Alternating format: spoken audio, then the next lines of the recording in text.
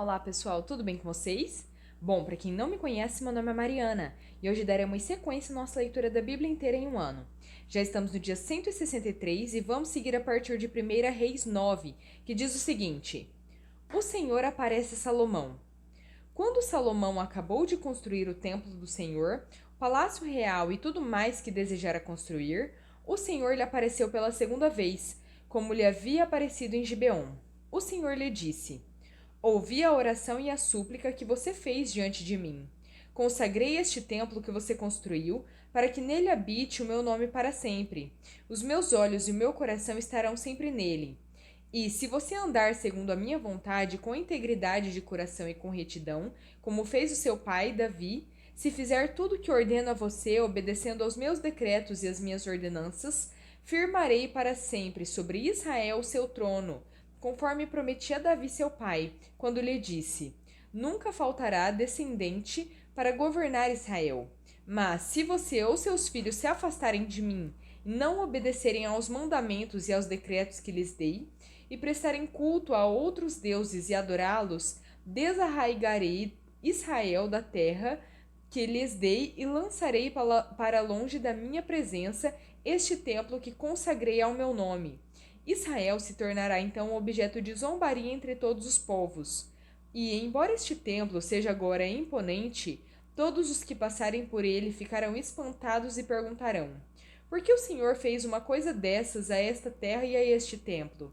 E a resposta será: Porque abandonaram o Senhor, o seu Deus, que tirou os seus antepassados do Egito, e se apegaram a outros deuses, adorando-os e prestando-lhes culto. Por isso o Senhor trouxe sobre eles toda esta desgraça. Outros feitos de Salomão. Depois de 20 anos, durante os quais construiu estes dois edifícios, o templo do Senhor e o palácio real, o rei Salomão deu 20 cidades da Galiléia a Irão, rei de Tiro, pois Irão lhe havia fornecido toda a madeira de cedro e de pinho e o ouro de que ele precisou. Mas, quando este veio de Tiro para ver as cidades que Salomão lhe dera, não gostou. Que cidades são estas que tu me deste, meu irmão?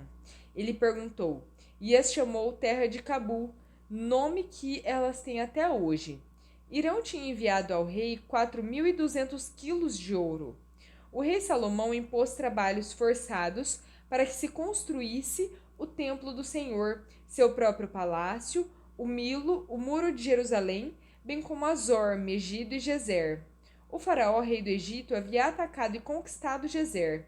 Incendiou a cidade e matou seus habitantes, que eram cananeus, e a deu como presente de casamento a sua filha, mulher de Salomão. Salomão reconstruiu Gezer. Ele construiu Bet-Horon Baixa, Baalate, Tadmor, no deserto dessa região, bem como todas as cidades armazéns e as cidades que ficavam os seus carros de guerra e os seus cavalos. Construiu tudo o que desejou em Jerusalém, no Líbano e em todo o território que governou. Salomão recrutou para o trabalho forçado todos os não-israelitas, descendentes dos amorreus, dos hititas, dos ferezeus, dos heveus e dos jebuseus, que não tinham sido mortos pelos israelitas. E esses povos continuam nesse trabalho até hoje. Mas Salomão não obrigou nenhum israelita a trabalhos forçados. Eles eram seus homens de guerra, seus capitães, os comandantes dos seus carros de guerra e os condutores de carros. Também eram israelitas os principais oficiais encarregados das construções de Salomão, 550 oficiais que supervisionavam os trabalhadores. Somente depois que a filha do faraó mudou-se da cidade de Davi para o palácio que Salomão havia construído para ela, foi que ele construiu o Milo. 3 vezes por ano, Salomão oferecia holocaustos e sacrifícios de comunhão no altar que havia construído para o Senhor, e ao mesmo tempo queimava incenso diante do Senhor. E Salomão concluiu o templo. O rei Salomão também construiu navios em Ezion-Geber, que fica perto de Elate, na terra de Edom, às margens do Mar Vermelho. E Irão enviou em navios seus marinheiros, homens experimentados que conheciam o mar, para trabalharem com os marinheiros de Salomão. Navegaram até Ofir e de lá trouxeram 14.700 quilos de ouro para o rei Salomão. 1 Reis 10. A rainha de Sabá visita Salomão. A rainha de Sabá soube da fama que Salomão tinha alcançado, graças ao nome do Senhor, e foi a Jerusalém para pô-lo à prova com perguntas difíceis. Quando chegou, acompanhada de uma enorme caravana, com camelos carregados de especiarias, grande quantidade de ouro e pedras preciosas, fez a Salomão todas as perguntas que tinha em mente. Salomão respondeu a todas. Nenhuma lhe foi tão difícil que não pudesse responder. Vendo toda a sabedoria de Salomão, bem como o palácio que ele havia construído, o que era servido em sua mesa, o alojamento dos seus oficiais, os criados e os copeiros, todos uniformizados, e os holocaustos que ele fazia no templo do Senhor, a visitante ficou impressionada. Então ela disse ao rei: tudo o que ouvi em meu país acerca de tuas realizações e de tua sabedoria é verdade, mas eu não acreditava no que diziam até ao ver com os meus próprios olhos. Na realidade, não me contaram nem metade. Tu ultrapassas em muito o que ouvi, tanto em sabedoria como em riqueza. Como devem ser felizes os homens da tua corte, que continuamente estão diante de ti e ouvem a tua sabedoria. Bendito seja o Senhor, o teu Deus, que se agradou de ti e te colocou no trono de Israel. Por causa do amor eterno do Senhor para com Israel, ele te fez rei, para manter a justiça e a retidão. E ela deu ao rei 4.200 quilos de ouro e grande quantidade de especiarias e pedras preciosas. Nunca mais foram trazidas tantas especiarias quanto as que a rainha de Sabá deu ao rei Salomão. Os navios de Irão, que carregavam ouro de Ofir, também trouxeram de lá grande quantidade de madeira, de junípero e pedras preciosas. O rei utilizou a madeira para fazer a escadaria do templo do Senhor e a do palácio real, além de harpas e liras para os músicos. Nunca mais foi importada nem se viu tanta madeira de junípero. O rei Salomão deu à rainha de Sabá tudo o que ela desejou e pediu, além do que já lhe tinha dado por sua generosidade real. Então ela e os seus servos voltaram para o seu país. O esplendor do reino de Salomão. O peso do ouro que Salomão recebia anualmente era de 23.300 quilos, fora os impostos pagos por mercadores e comerciantes, por todos os reis da Arábia e pelos governantes do país. O rei Salomão fez 200 escudos grandes de ouro batido, utilizando 3,6 kg de ouro em cada um. Também fez 300 escudos pequenos de ouro batido, com 1,8 kg de ouro em cada um. O rei os colocou no palácio da floresta do Líbano. O rei mandou fazer ainda um grande trono de marfim revestido de ouro puro. O trono tinha 6 degraus e o seu encosto tinha a parte alta arredondada. Nos 2 lados do assento havia braços, com um leão junto a cada braço. Havia 12 leões nos 6 degraus, um em cada ponta de cada degrau. Nada igual havia sido feito em nenhum outro reino. Todas as taças do rei Salomão eram de ouro, bem como todos os utensílios do palácio da floresta do Líbano. Não havia nada de prata, pois a prata quase não tinha valor nos dias de Salomão. O rei tinha no mar uma frota de navios mercantes, com os navios de Irão. Cada 3 anos a frota voltava, trazendo ouro, prata, marfim, macacos e pavões. O rei Salomão era o mais rico e o mais sábio de todos os reis da terra. Gente de todo o mundo pedia audiência a Salomão para ouvir a sabedoria que Deus lhe tinha dado. Ano após ano, todos os visitantes traziam algum presente: utensílios de prata e de ouro, mantos, armas e especiarias, cavalos e mulas. Salomão juntou carros e cavalos. Possuía 1.400 carros e 12.000 cavalos, dos quais mantinha uma parte nas guarnições de algumas cidades e a outra parte perto dele, em Jerusalém. O rei tornou a prata tão comum em Jerusalém quanto as pedras, e o cedro tão numeroso quanto as figueiras bravas de Cefelá. Os cavalos de Salomão eram importados do Egito e da Cilícia, onde os fornecedores do rei os compravam. Importavam do Egito um carro por 7,2 kg de prata e um cavalo por 1,8 kg, e os exportavam para todos os reis dos hititas e dos arameus. Atos 8, versículos 14 em diante. Os apóstolos em Jerusalém, ouvindo que Samaria havia aceitado a palavra de Deus, enviaram para lá Pedro e João.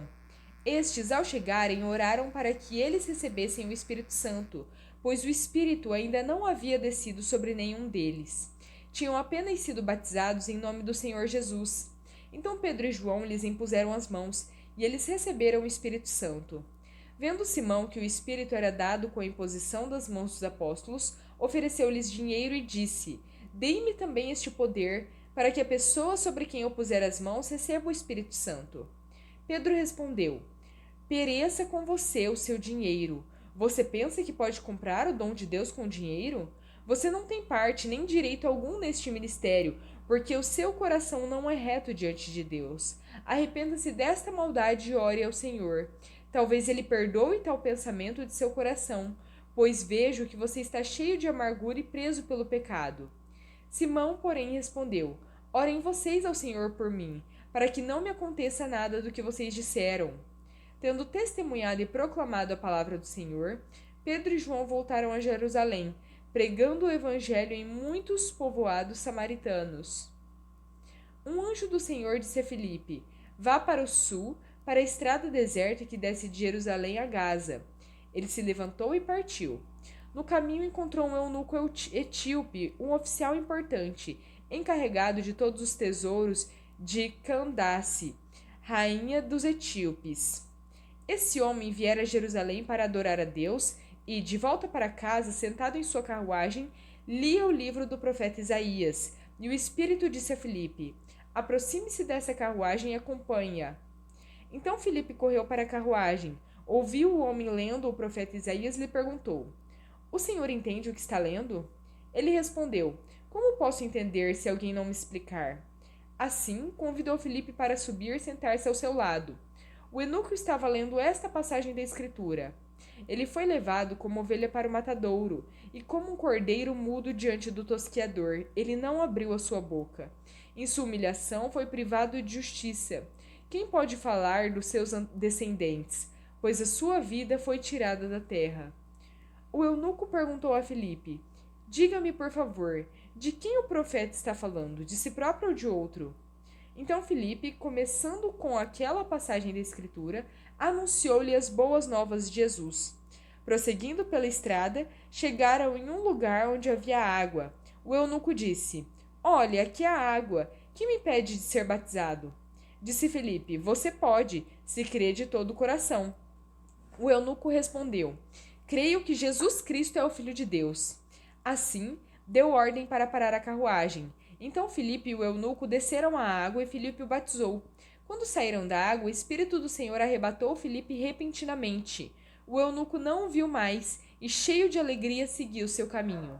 Filipe, porém, apareceu em Azoto e, indo para Cesareia, pregava o evangelho em todas as cidades pelas quais passava.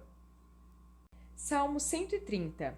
Das profundezas clamo a ti, Senhor. Ouve, Senhor, a minha voz. Estejam atentos os teus ouvidos às minhas súplicas. Se tu, soberano Senhor, registrasses os pecados, quem escaparia? Mas contigo está o perdão, para que sejas temido. Espero no Senhor com todo o meu ser, e na sua palavra ponho a minha esperança. Espero pelo Senhor mais do que as sentinelas pela manhã. Sim, mais do que as sentinelas esperam pela manhã. Põe a sua esperança no Senhor, ó Israel, pois no Senhor há amor leal e plena redenção. Ele próprio redimirá Israel de todas as suas culpas. Provérbios 17, versículos 2 e 3. O servo sábio dominará sobre o filho de conduta vergonhosa e participará da herança como um dos irmãos.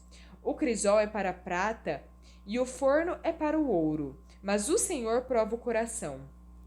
Bom, pessoal, terminamos por aqui a nossa leitura. Se gostaram, deixem o seu like, compartilhem esse vídeo e se inscrevam no canal se ainda não são inscritos. Muito obrigada, fiquem com Deus e até a próxima!